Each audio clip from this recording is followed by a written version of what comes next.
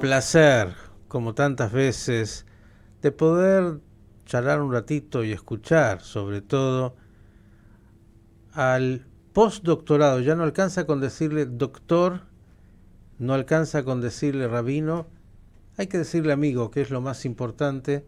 Me refiero al rabino Fischer Slagen, que me adelantó, va a traer un tema muy vigente. Querido rabino, ¿cómo le va? Buen día.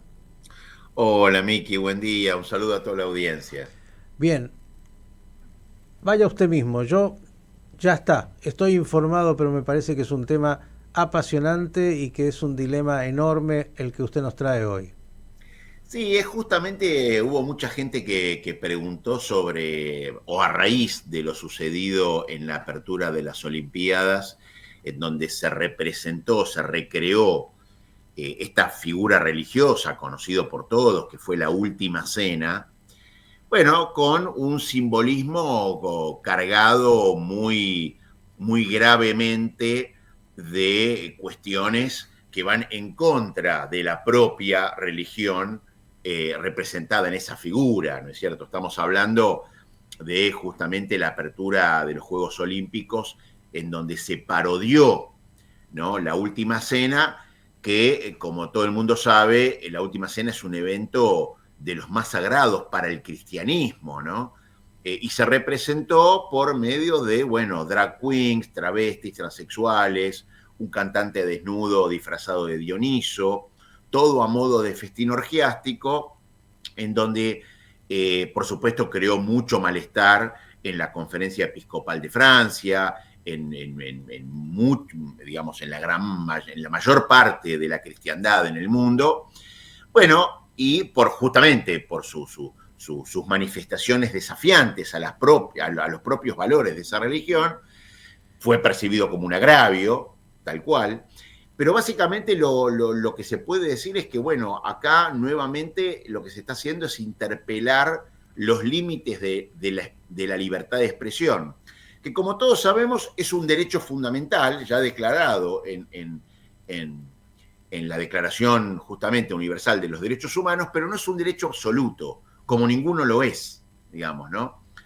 Aunque también se sabe que si lo restringimos indebidamente, lo que puede pasar es socavar la plena capacidad de participar en la vida democrática. Ahora, prácticamente todos los filósofos del derecho, desde Herbert Hart hasta Ronald Dworkin, todos acuerdan en que si bien hay que proteger la libertad de expresión, esta libertad de expresión, y así es como queda legislado, de hecho, no incluye ni la incitación al odio, ni los discursos de odio, ni tampoco la violencia, no incluye todo lo que puede conflictuar con valores que impacten negativamente en la sociedad, en individuos vulnerables, ¿no es cierto?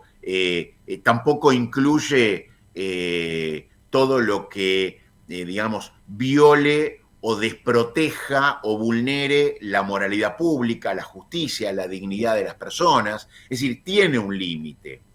Ahora, el problema aquí es cuál es el límite. El límite es la ofensa, el límite es el daño. La ofensa es, como todos los filósofos del derecho dicen, es algo muy subjetivo. Cualquiera se puede ofender, cualquiera puede decir, bueno, yo me sentí agraviado, me sentí ofendido, razón por la cual otros filósofos del derecho como Jeremy Waldron o Herbert Hart dicen, bueno, acá hay que diferenciar ofenda de daño, ¿no? ¿Y cuál es el criterio justamente para limitar la libertad de expresión? Un criterio proporcional, razonable, es cuando existe un daño como el criterio legítimo para restringir la libertad de expresión.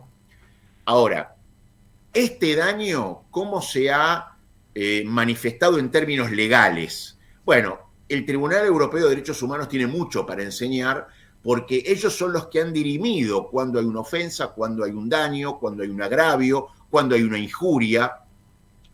Y en principio ellos establecen un criterio, la verdad, muy objetivo, que es, en principio, lo que hay que analizar de cualquier expresión es si esa expresión o declaración se basa en un hecho verdadero o falso. Si es un hecho falso, entonces es una declaración abusiva y eso sí puede ser entendido como una injuria. Ahora, si esa declaración tiene una base fáctica, bueno, lo que hay que ver es, primero, si esa conexión entre el juicio de valor y esa base fáctica no es excesivo, ¿no es cierto? Entonces, a través de este criterio que parece de sentido común, pero que muchas veces no lo es, en 1994, por ejemplo, el Tribunal Europeo de Derechos Humanos respaldó, en un caso que se llamó Otto Preminger Institute versus Austria, respaldó la decisión de Austria, estamos hablando del 94, de incautar una película que satirizaba justamente, en este caso, el cristianismo, argumentando justamente que consideraban una grave afrenta ese contenido a los sentimientos religiosos de Austria. Y el Tribunal Europeo lo respaldó. Lo mismo en 1996, 2 años después, cuando hubo un caso muy similar que se llamó Wingrove versus United Kingdom en Inglaterra, en donde también respaldó la prohibición de proyectar un video que representaba sexualmente, en este caso también referido al cristianismo, las visiones extáticas de Teresa de Ávila, que fue una mística cristiana, justamente argumentando que restringían en este caso la libertad de expresión sin violar el artículo 10 que lo declara como derecho fundamental, pero para prevenir un agravio de magnitud a los sentimientos religiosos que se encuentran profundamente sostenidos. ¿Se lo puedo bajar, doctor, Sí, a la manera más terrenal posible? Digo, usted lo dijo tan bien, no hay derechos absolutos. La libertad de expresión es un derecho fundamental, pero no hay ningún derecho absoluto que pueda afectar los derechos de otro. tal cual. Y en este sentido, digo, algo que habría que entender es el ámbito privado del ámbito público.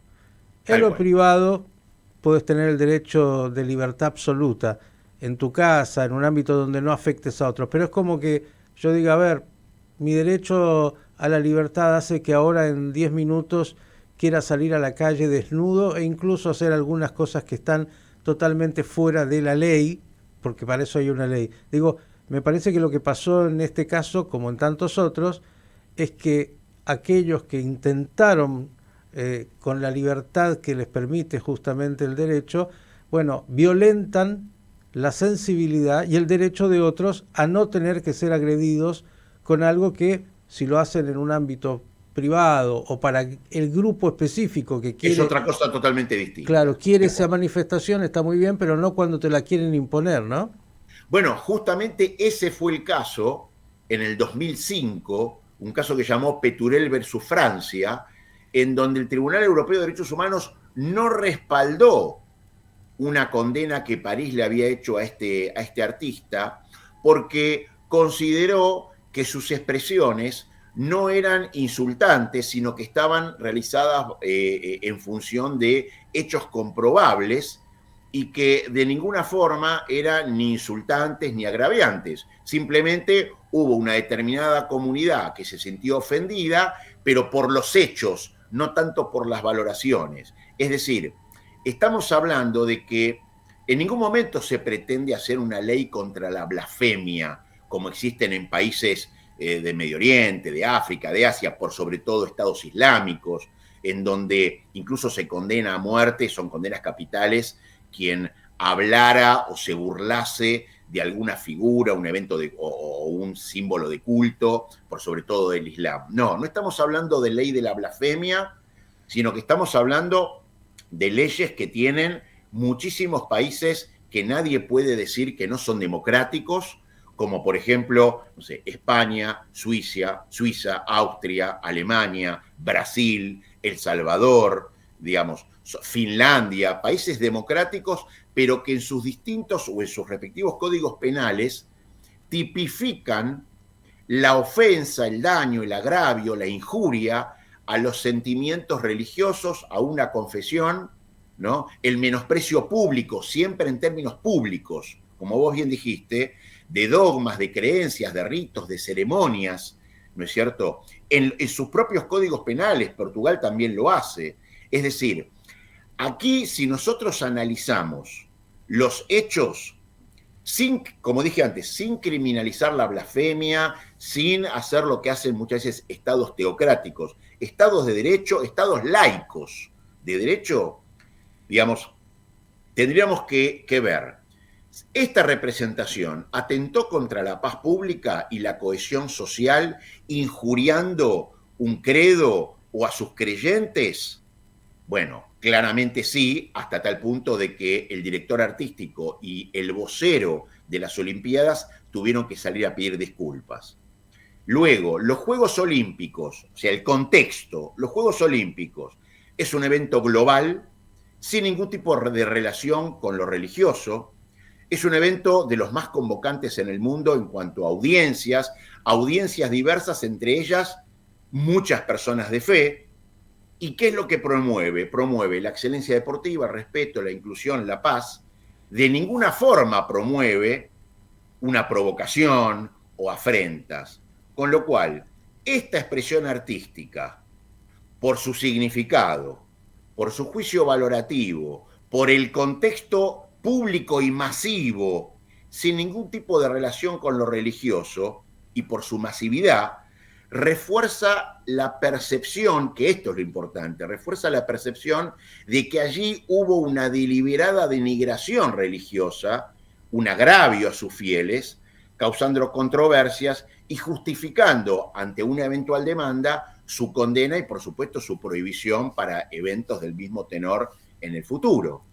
Ante la digamos, excusa de los organizadores diciendo que quisieron hacer un evento artístico para mostrar la inclusión, bueno, allí no había gente con discapacidades, por ejemplo, para mostrar la inclusión en las Paraolimpiadas, y no había gente con muchísimas capacidades especiales o discapacidades, como se le quiera llamar, para mostrar la inclusión. Simplemente lo que mostraban era un determinado aspecto, en este caso del colectivo LGTBI, ¿no es cierto?, con una figura deliberadamente religiosa, contraria a estos aspectos, para la provocación y para la afrenta. Razón por la cual, con estos antecedentes legales en Europa, por eso yo cito siempre el Tribunal Europeo de Derechos Humanos, bueno, ante una demanda debería justificar una condena y, como dije antes,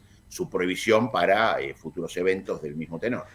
Ni más ni menos que ser sensibles a lo que es, bueno, el otro, porque cuando el derecho a la libertad te hace no considerar el derecho del otro, que significa lo que a él le provoca una actitud, ya deja de ser, bueno, un derecho que tiene la posibilidad de convivir.